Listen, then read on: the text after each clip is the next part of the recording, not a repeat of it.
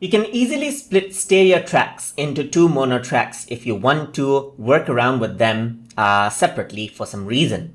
So to do that, for example, I'm going to go around onto File, and then I'm going to go around into Import and import out an audio which has a stereo track.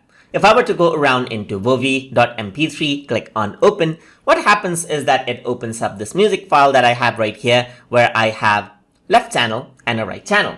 So right now there are two different tracks right here on this single file.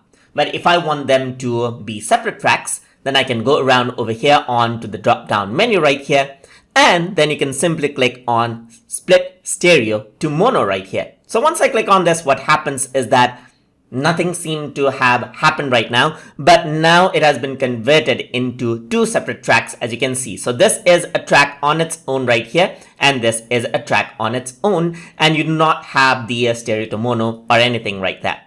And you can go around, control its own volume right here, do separate selections, as you can see, and then work around with them as if they are two separate tracks, because they did get converted into two separate tracks now. And that is how you can split stereo tracks into mono tracks within Audacity. So hope you guys learned something as always. And as always, please like, comment, share, and subscribe.